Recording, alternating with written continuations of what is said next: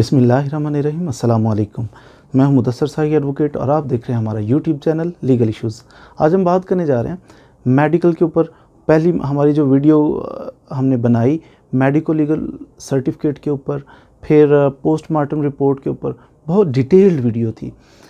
लेकिन इसमें कुछ ऐड करना चाह रहे हैं आज हम कि मेडिको लीगल सर्टिफिकेट, कोई बंदा लड़ाई झगड़ा हो गया तो जनाब ज़ख्मी आदमी है, ज़ख्मी आदमी जाके तो मेडिकल ले आता है, हॉस्पिटल जाता है, जाके मेडिकल अपना लेके आ गया जनाब। आप देखते हैं, आप हैरान रह जाते हैं, आप कहते हैं ऑफ कोर्स फ़ाइट हुई थी या फ़ाइट ही नहीं हुई थी तो इसने कैसे मेडिकल ले लिया। ये सेल्फ इन्फ्लिक्टेड इंजरी है, इसने खुद साख्ता ज़ख़म बनाया है, खुद इसने अपने आप को ज़ख्मी करके हमारा नाम लगा दिया। फैब्रिकेटेड इंजरी थी, ये तो गलत इंजरी थी। आपको ये एहसास है, आपका ये ख्याल है। याद रखिए, जब भी ज़िंदगी के अंदर कोई चीज़ गलत हो उसको चैलेंज करें, प्रोटेस्ट करें। इससे बड़े कानूनी फ़ायदे भी होते हैं। मिसाल के तौर पर आपका जनाब चेक बुक गुम हो गई थी, चेक गुम हो गया था, किसी बंदे को मिला, उसने जनाब आपके ख़िलाफ़ FIR दर्ज करवा दी। आप कहते हैं वो तो मेरा चोरी हो गया था चेक। पूछा जाएगा जब आपका चेक चोरी हुआ, आपकी FIR आपने दर्ज करवाई या आपने कोई रपट दर्ज करवाई थाने में? तो फिर हमारे पास कोई जवाब नहीं होगा, जहाँ से पता चलेगा कि नहीं, झूठ बोल रहा है, इसका चेक चोरी हुआ ही नहीं था। जब भी कोई चीज़ चोरी हो जाए रपट दर्ज करवाएं, जब भी कुछ गलत हो उसे चैलेंज करें। अब जी अदालत ने आर्डर अच्छा नहीं किया, पसंद नहीं आया, गलत है ये आर्डर, आप समझते हैं, फ़ौरन उससे ऊपर वाली अदालत में चैलेंज करें। कोई महकमाना तौर पे कुछ ख़राबी है, फ़ौरन चैलेंज करें। इसी तरह मेडिकल आप समझ रहे हैं कि गलत है, ये तो इसने गलत मेडिकल हमारे, उसको भी चैलेंज करें। मिल मिला के करवा लिया इसने मेडिकल, आपका काम है उसको चैलेंज करें। कहाँ चैलेंज करेंगे?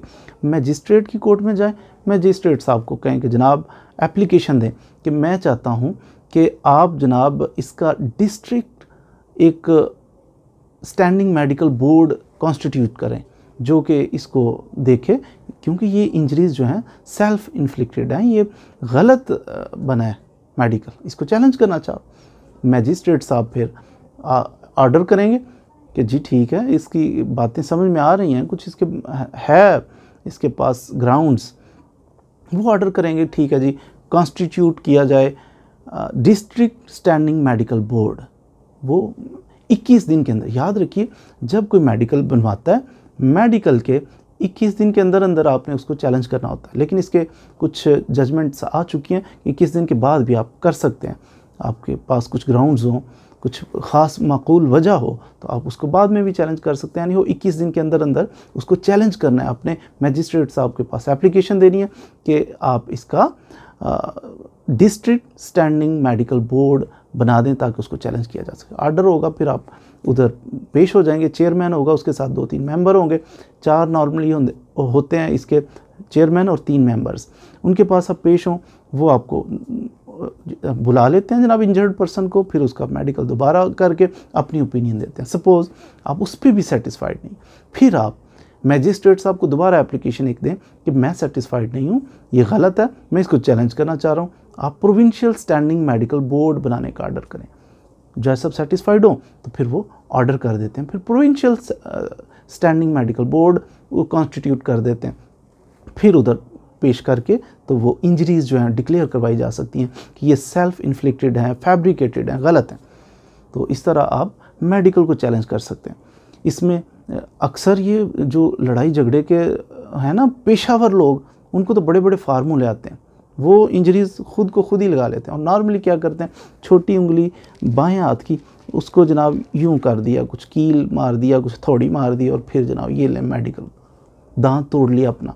या फिर फायरबाज लोग मारते हैं अपनी टांग के ऊपर, जनाब बड़ी प्यार से एहतियात से वो फायर मारते हैं, लेकिन पकड़े भी जाते हैं बाज़ दफ़ा कि फायर मारते हुए अपना शलवार का वो जो है ना कपड़ा उठा के फिर मारते हैं। अगर कोई दुश्मन मारे तो वो कपड़ा पहले उठा के तो नहीं मारता, वो तो दूर से मारेगा। तो ये करीब से मारते हैं, नॉर्मली ब्लैकनिंग आ जाती है इनकी टांग के ऊपर, और कपड़ा उठा के, शलवार उठा के फिर उधर मारते हैं, तो पकड़े भी जाते हैं अक्सर। लेकिन आजकल बहरहाल वो भी मोहतात हो गए हैं। ये जो गलत इंजरीज़ ख़ुद को करके और दूसरों पे इल्ज़ाम लगाते हैं, ये भी कॉन्शियस हो चुके हैं, इनके पास भी काफ़ी सारा आइडियाज़ आ चुके हैं, नए नए तरीके आ चुके हैं। तो अगर इसमें चैलेंज किया जाता है, बोर्ड बनवाते हैं स्टैंडिंग मेडिकल बोर्ड, तो ये जिस बंदे ज़ख्मी है ये उधर पेश नहीं होता, तो यहाँ से फिर उसके ख़िलाफ़ ये बात जाएगी कि यकीनन ये झूठा है इसलिए नहीं पेश हो रहा। बाज़ दफ़ा जब हम मेडिकल लेने के लिए जाते हैं तो मेडिकल जनाब आपको मिला, मेडिकल के अंदर कुछ इंजरीज़ ऐसी होती मशकूक होती हैं या उस पर ओपिनियन डॉक्टर नहीं देते, उसको कहते हैं kept under observation, KUO, kept under observation.